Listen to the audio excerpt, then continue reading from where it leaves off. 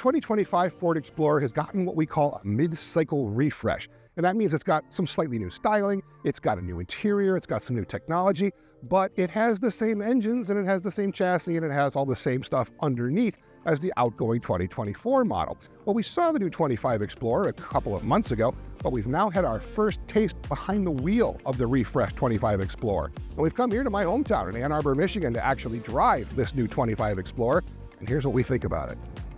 Of the 4 trims that you can get in the new 25 Explorer, this one is the top of the line. This is the Platinum Edition model, and it has one very interesting option. It either comes standard with a 300 horsepower, 2.3-liter turbocharged 4-cylinder engine, or you can specify the optional 3-liter twin turbocharged 400 horsepower V6 that comes standard in the ST Performance trim. This one has that bigger engine, and it definitely does move. That 400 horsepower really does make a difference. This thing is legitimately quick. 400 horsepower is a significant amount for a crossover style SUV like this. You don't have that much in most of its other competitors. Some of them will have bigger engines, like the Hyundai Palisade, for instance, has a larger V6, but it doesn't make anywhere near this kind of horsepower. And when you push this thing into sport mode on the drive selector, it really does move. It's really one of the more athletic crossover family style SUVs, which sounds like a strange thing to say, but it really is. Driving dynamics has never been the Explorer's problem, especially this latest generation. It's always been more athletic. It's always been a lot more fun to drive than a lot of its competitors have been. And despite the fact that it is athletic, it's not punishing. You don't have a choppy ride, you don't have stiffness. It's really well balanced. Even the handling is quite nice. You've got a firm feel to the steering. There's actual feedback as well. This one has some pretty large 21-inch wheels and tires, but despite the fact that it has these large wheels and tires, it doesn't have a choppy ride. It doesn't beat you up inside here. It's really just comfortable, it's quiet, it's really nice to drive. In terms of the driving position in here, the Explorer has you sitting up a little bit high. I have the seat down as far as it can go, and I still feel like I'm sitting a little bit on top of the Explorer instead of in the Explorer. Now, that does mean that your visibility in all directions is really quite good. You can see over the hood without a problem. There's a fairly low side sill here, so you can actually see out to the sides. The mirrors are large as well, so visibility, usability of the Explorer, also still pretty top-notch. But the driving experience and the usability have never really been a problem for the Explorer. The issue that the Explorer has had, and that's kind of kept it depressed in the results whenever we do big comparison tests, is everything aft of the front seats. The back seats are fairly narrow and rather small. They're captain's chairs in this Platinum model, but they don't feel like very large thrones. They feel like they're kind of narrow, and they feel fairly low, and they're not entirely comfortable. The third row in the Explorer is small. There's really no other word for it, especially when you compare it with things like the Volkswagen Atlas and the Hyundai Palisade. There's a lot more room in those crossover style vehicles than you have in this one, because this is a rear-wheel drive vehicle, and that necessitates specific changes to the packaging. Nothing dynamically has really changed for the 25 Explorer. The powertrain is the same, chassis is pretty much the same. The things that have really changed for the 2025 model year are the rest of this interior. There's also a couple styling changes, but if you really want to see more about the styling changes, you can review our up-close video. In terms of what they've changed in here, it's really all about this interior.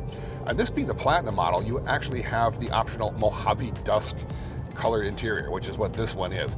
The rest of us would call it kind of purplish, burgundy, aubergine eggplant if you really want to get fancy about it, but it is a shade of purple.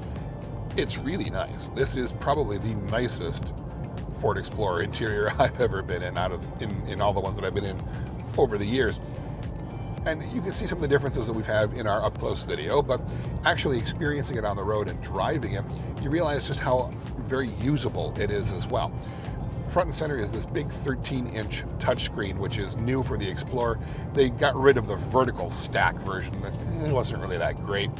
this horizontal orientation is much easier to use. It's up high, it's easy to use. All the frequently used buttons and features are on the left side of the panel here. It is an entirely touch screen climate control, however, so all these buttons here are touch sensitive, but we're kind of getting used to these in the Fords because they actually work fairly well in most of the Ford vehicles that I've actually sampled. So I prefer to have some actual hard buttons for things like climate control, but as touchscreen stuff goes, this really isn't bad. It does work fairly well. The overall multimedia system also works pretty well, better than we've seen in some competitors like the Volkswagen Atlas. It's a Google-based system, but unlike General Motors, which is saying now we're going completely Google-based and getting rid of Apple CarPlay in a lot of their electric vehicles, Ford's gone the opposite direction and said, no, we're still going to provide you Apple CarPlay if you want it in all of our vehicles, because there's still a large demand for Apple CarPlay. So you can use Android Auto, you can use Apple CarPlay. If you are part of the whole Google universe, you can bring in a lot of your settings into this system as well, so that it's a seamless transition between your own personal devices, your home computer, your various home automation systems, and now your car as well. When you're parked, you can actually do even more things with this system. We experienced a WebEx basically video conference call earlier today on the central screen. You can play games on the central screen when you're parked. You can watch movies, you can watch internet streaming things. So there's a lot of variation and a lot of variability on what you can do with this. It's pretty versatile. It works fairly well. Don't really have any complaints with that. Another new feature for 2025 model year is the introduction of Ford's BlueCruise 1.2. Their sort of semi-autonomous, hands-free driving system. This is Ford's answer to things like GM Super Cruise. And in certain conditions, on certain roads, the cruise control actually will let you take your hands off the wheel as long as you are still maintaining focus. There's a little infrared sensor right here that reads your face and knows whether or not you're looking at the road or screwing around or reading a book or surfing your phone or eating a cheeseburger. And you have to be able to maintain attention on this because you may have to take over at any given moment. It's not fully autonomous, it's just a hands-free driving assist kind of system. And it works pretty well. It doesn't have the same number of mapped roads in terms of mileage as GM Super Cruise. That's now up to, I think, 400,000 miles of mapped roads throughout North America. Ford's is still a little over, I think, 130 to 140,000 miles of mapped roads. So it doesn't work in the same conditions as GM Super Cruise does, but it still seems to work really pretty well. It even does things like hands-free lane changes. Once we get here, you turn your turn signal on like this.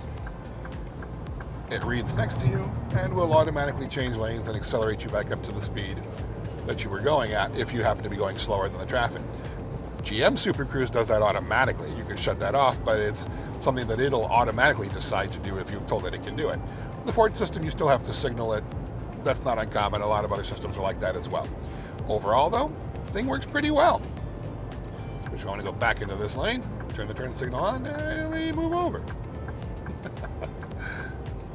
Kind of novel. It's meant to really be more of a system that helps you relax on longer drives. And believe me, there's certainly some areas in Michigan where this would be useful. Say if you're going up to visit your cabin up north, you got long stretches of 4-lane highway like this with a big divided median. Well, that's really the place to use it. It's a solid update for the 25 Explorer. Yeah, it's a little bit more expensive. This one now starts at about $2,700 more than the outgoing model, but there's a simplified ordering sheet, only 4 trims. Both of the powertrains are actually really quite good. And you know, driving dynamics was never the issue with the Explorer. But the things that still made the Explorer a bit of a hard sell for us in some cases, those things haven't yet been addressed. It's still a little bit cramped in the back, and the cargo and third row are a little bit on the tight side.